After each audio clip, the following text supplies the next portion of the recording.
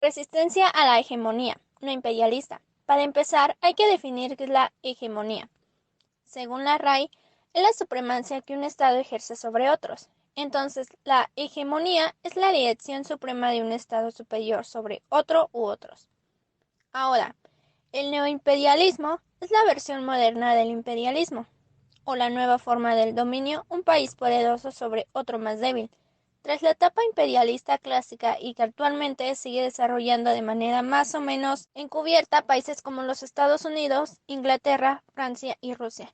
Con estos dos conceptos podemos decir que la hegemonía no imperialista busca el control de la economía, sus transnacionales, el control público de los estados, la imposición de sus leyes por encima del ordenamiento jurídico internacional y la agresión militar como forma superior de imposición de terror sobre los pueblos y naciones. Para el siglo XXI se han visto grandes cambios en la sociedad, desde prácticas, creencias e ideologías políticas. Las colonias que se crearon en la época moderna posterior a las conquistas quedaron a merced de estos cambios. Así, las ideas democráticas que llegaron a las diferentes colonias presentó a las sociedades la oportunidad de buscar una autonomía y con ello a la ideología de independencia. La creación de naciones libres y soberanas son parte de un nuevo orden y cambios importantes, no solo en la economía, sino también en la propia historia. La descolonización es un proceso de independencia de algunas naciones en los ámbitos económicos, sociales, culturales y sobre todo políticos. Este proceso se puede producir por medios pacíficos o más o menos violentos.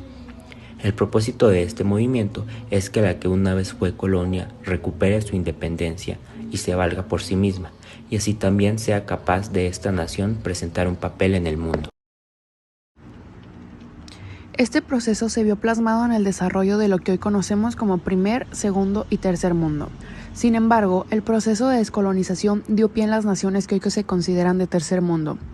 Se desarrolló en gran parte en relación en 1945 y 1962, ya que para 1945 el mundo tenía un orden muy diferente a como lo conocemos, pues recién acababa de terminar la Segunda Guerra Mundial y como consecuencia de la misma se creó la ONU, la cual encabezó un movimiento anticolonial que en menos de un ciclo ha conseguido que más de 80 territorios que se encontraban bajo un estatus de subordinación alcanzaran su independencia e ingresen como estados soberanos en la propia organización, y que otras muchas naciones pudiesen optar libremente por integrarse en otro estado o asociarse con otra nación independiente.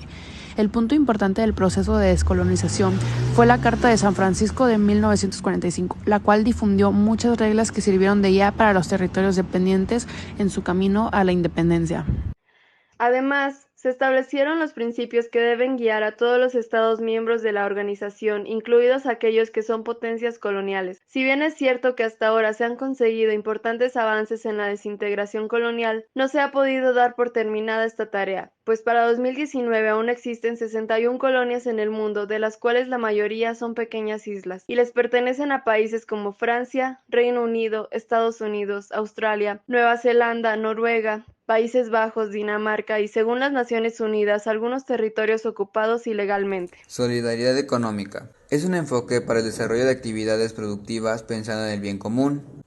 Busca la equidad y el equilibrio con el medio ambiente, siguiendo los principios de autonomía, igualdad, responsabilidad social, transparencia y vida cotidiana.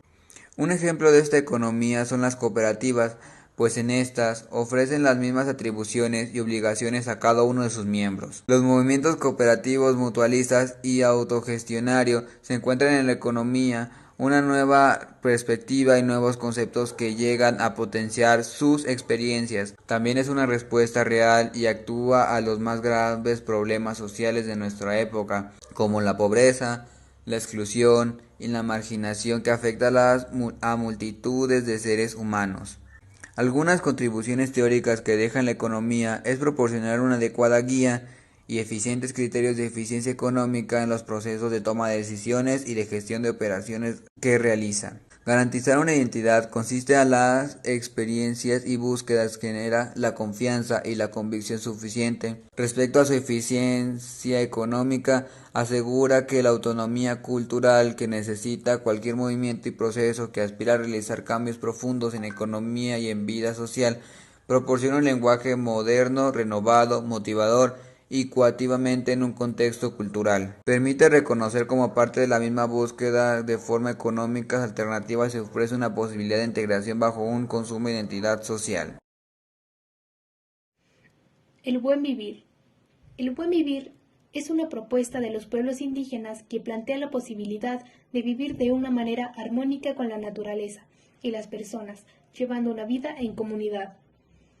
Tiene fundamento filosófico, histórico, social y político. Es por esto que se considera una alternativa para cambiar el modelo depredador del mal vivir en estos tiempos donde se viven grandes crisis mundiales.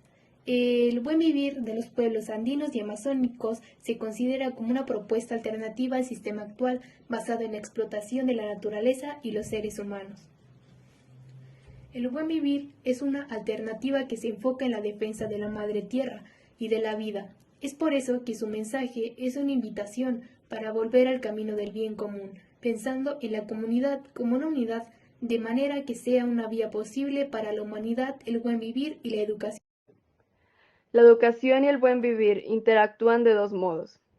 Por una parte, el derecho a la educación es parte esencial del buen vivir, ya que permite el desarrollo de habilidades y capacidades humanas, garantizando la igualdad de oportunidades para todas las personas.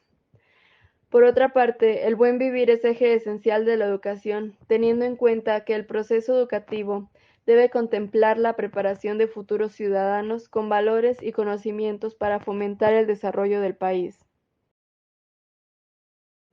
En conclusión, tanto la descolonización como la solidaridad económica y el buen vivir ha establecido en las pautas para hacer realmente un cambio en la política y la manera de ver el mundo. Pues después de tantos conflictos y riñas, lo lógico sería ver que la humanidad va hacia un camino de paz. Sin embargo, esto no es así, pues las grandes potencias se siguen peleando por el comercio, las energías, etcétera, ignorando por completo las consecuencias que traen estos conflictos.